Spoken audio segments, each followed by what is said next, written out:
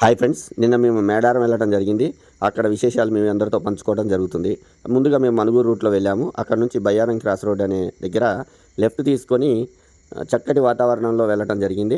ఈ ఆహ్లాదకరంలో కర్కాగూడ మీదుగా వెళ్తూ ఉంటే స్వచ్ఛమైన అడవులు మంచిగా మాకు తారసపడ్డాయి. అక్కడ నుంచి తాడ్వాయి అడవిలో బాగుంది.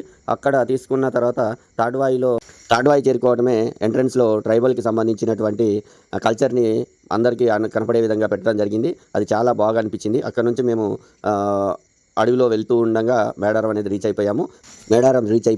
అక్కడ ఈసారి సండే వెళ్ళడం వల్ల భక్తులు చాలా రద్దీగా అనిపించింది. ఇక్కడ పోలీస్ కంట్రోలింగ్ రూమ్ కూడా ఏర్పాటు చేయడం అనేది జరిగింది.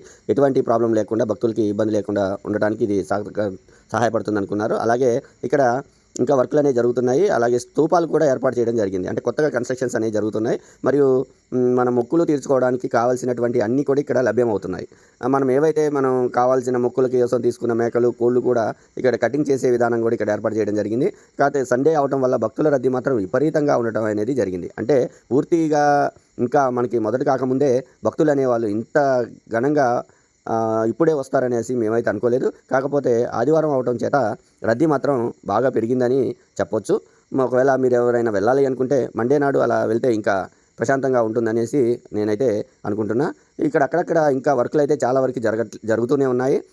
మరియు కొత్తగా ఏర్పాటు చేసినటువంటి స్తూపాలు ఏవైతే ఉన్నాయో సమ్మక్క సారక్క గద్దెల దగ్గర స్తూపాలు అనేవి కొత్తగా ఏర్పాటు చేయడం జరిగింది. ఇది ఒక ట్రైబల్ యొక్క అన్ని రకాలైనటువంటి ఆచార సంప్రదాయాలను చూపించే విధంగా ఈ స్తూపాలని ఉన్నాయి.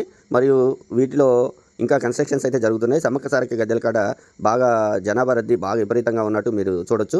ఇప్పుడే ఇలా ఉంటే నిండు జాతరకి ఇంకెలా ఉంటుందో మీరు మీ ఊరికే వదిలేస్తున్నా. మాకైతే దర్శనం మంచిగా జరిగింది. మరి మీకు కూడా మంచిగా జరగాలని ఆ సమ్మక్క సారక్క గద్దెలు దర్శించుకొని మొక్కులు చెల్లించుకుంటారని ఆశిస్తున్నా. వీడియో కానీ మీకు నచ్చితే ఈ ఛానల్ సబ్స్క్రైబ్ చేసుకొని నాకు సపోర్ట్ చేస్తారని ఆశిస్తున్నా. Thank you.